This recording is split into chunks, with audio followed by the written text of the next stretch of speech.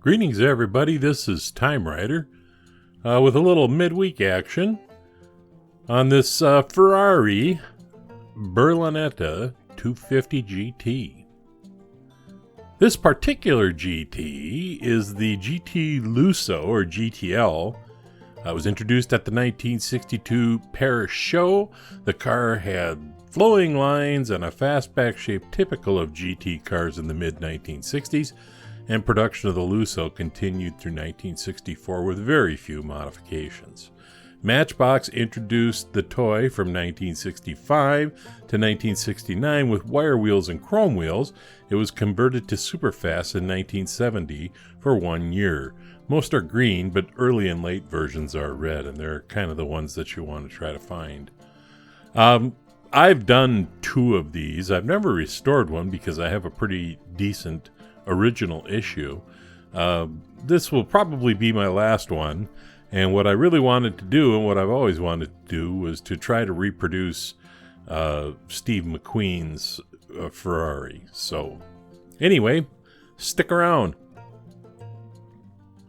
So this really isn't a bad casting. It has a lot of missing paint and some corrosion down on the bottom, but certainly something that I can do something with. Of course, it was held together with 2 rolled over posts, one in the front, one in the back, very typical of Matchbox. Hey, here's an interesting tidbit for you. Steve Boone, a member of the Rock and Roll Hall of Fame with a lovin' spoonful, owned a Ferrari chassis number 4237, which was stolen from a repair shop in Queens in New York and never seen again. So get it apart, it's got your typical plastic suspension, which of course is worn out and shaped the wrong way, and then you got that damn Lesney tow hook, like somebody would actually put a tow hook on a Ferrari. And the glass was held in with one simple rolled over post or nub or whatever you want to call it. And as per typical, I want to smooth off these posts so that I can assemble it easily. You know, Eric Clapton owned one of these too. And there you go. Snaps back together like nobody's business. Steve McQueen's Ferrari sold for $2.3 million in 2007 at auction. And we just need to get these posts drilled out and tapped so that I can get a button screw in it. Because, you know, I'm going to want to put it back together at some point in time.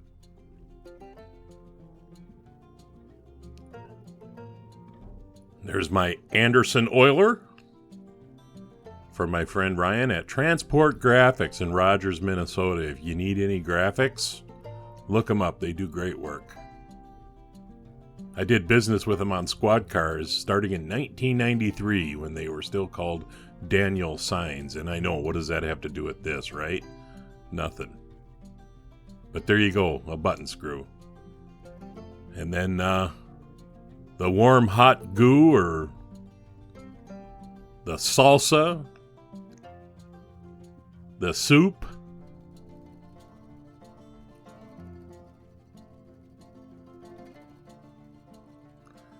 And since this is a custom, I want to get rid of the casting lines. I like my customs to be smooth. Usually, if I do a restoration, I just leave them there. The reason being that I'm trying to return it to its original state.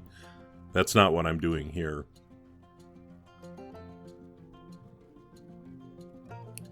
And sometimes I wish if they could have just moved that casting line just a little bit. It's in such an awkward place, but I have my Tag tool, which I love for this kind of work, and my little bits that allow me to grind off these very, very delicate areas. The other thing I needed to do was move the steering wheel because, you know, Steve McQueen's car was designed to be driven here in the United States. So I cut the steering wheel off to the correct side of the car, and before everybody blows up my feed, correct for the car. Even though 75% of the countries in the world drive on the right side of the road. I do like that Bondix for this kind of work. You know, I don't see this very helpful as a binding agent because the resin doesn't really attach itself sufficiently to be a bonding agent in all circumstances. But I found that it works really well for tacking things together, that filling in gaps like that, because it's fast. That's the other thing I like. Now, I wanted to do this in Spectra Flame. I had actually done this car once before using Tamiya paints, and I wasn't very happy with the end result. So this time I'm using Spectra Flame Metal Flake base coat with Spectra Flame root beer. Make sure I get all angles. And you know, the thing about Spectra Flame is it's just like any other paint. You know, you don't want to put it on too heavy or too fast. If you do, what you get is pooling around certain areas of the casting where tension lends itself to pooling, like around hood scoops or body lines, or on certain, if there's flat areas like on the back of the trunk, would be a perfect place for pooling to occur.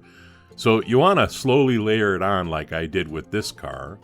And I wound up with this, you know, beautiful, beautiful brown.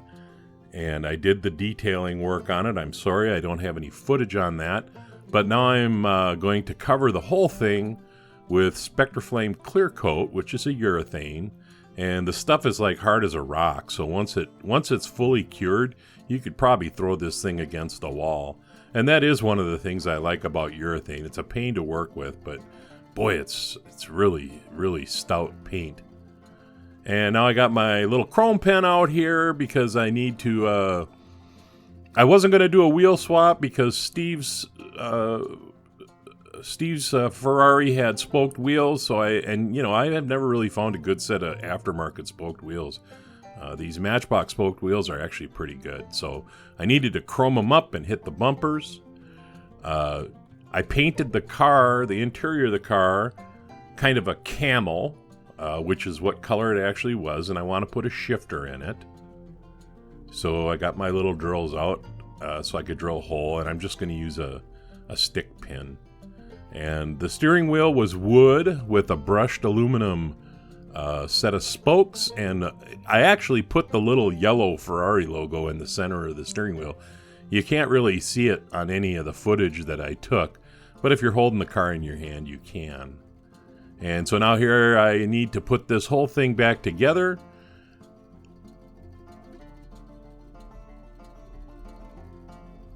Very quickly, I might add. And again, I'm using that Bondix because it does it. Just for this kind of thing, man, it's perfect. It cures immediately.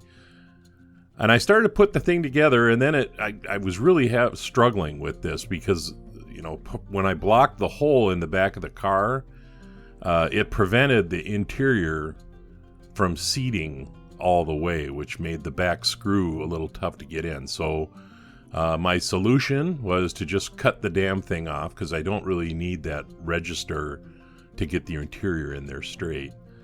And put the whole thing together with button screws.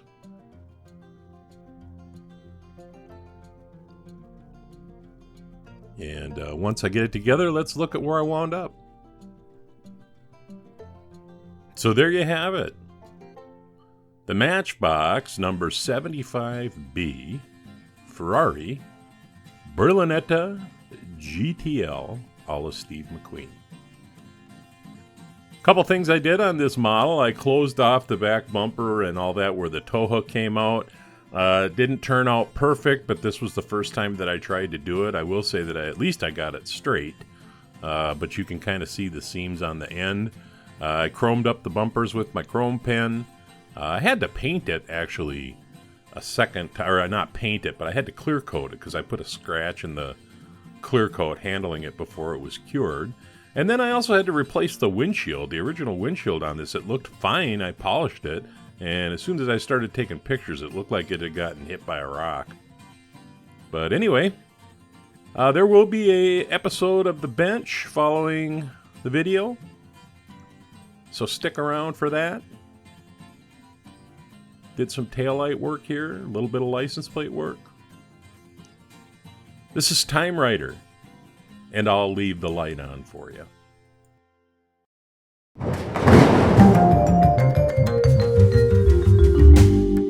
All right, everybody. Well, thanks for hanging around for this edition of The Bench. And I wanted to talk a little bit more and show you some of the things about that Ferrari that I was talking about. Now, here is a photograph, and you can see how the windshield had spidered on it, which is, like I say, it's weird because when you looked at it, holding it in your hand, you didn't see it at all. And then there's the scratching on the hood right here. If you have to look really close, but you know, better than it was or good enough. I don't know. I'm just, I think my channel has advanced past that point. And then last but not least, you know, I talked a little bit about the pooling. And here's an example of it right on the front of the hood scoop and along the body line. Now, this is very minor, and I don't know if you can get rid of this at all. But if you look at somebody's paint job and you got all kinds of dark areas around the edges and stuff, well, they either put the paint on too thick or too fast. And if you go to the Red Line shop and watch John, he has a video there that explains how to shoot Specter Flame. And just like shooting acrylic, you need to do it in layers. You need to put a tack coat down. There's just things that you need to do in order to get a good result. Okay, so now I want to show you this, and you would think it's a final reveal, but I gotta be honest with you, I wasn't happy with it. If you look at the hood, you can see there's a lot of little blems in the paint that to me detract from the model.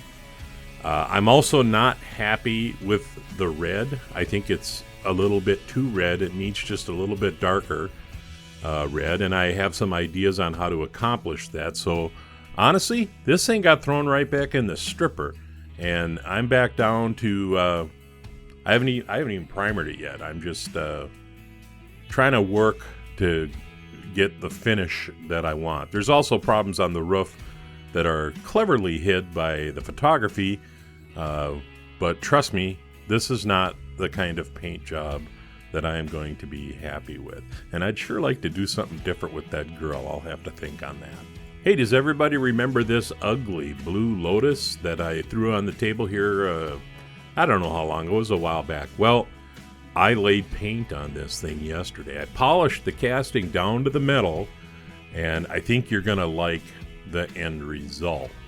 And so a while back, I showed you this 1957 Chevy, or GMC, one or the other, pickup truck. And I cut it in half, and what I'm doing with it is I'm making a hauler for my gasser out of polystyrene and, I don't know, just my wits, I guess. And then I don't want to leave today without reminding everybody that this weekend is the Three Blind Mice build. And so you won't be getting anything else from me this week until then. But I kind of wanted to explain, you know, I got so many things going on the bench at any given point in time. You know, sometimes there's just things that I'm picking at, and then sometimes there's things that are stalled by parts. But I actually have a lot of things going on. So that being said, I appreciate everybody watching my videos. Everybody have a great week. Thumb up if you like, thumb down if you don't. Comment if you wish, but as I've said so many times, please keep your comments respectful. This is TimeRider, and I'll see you at my next video.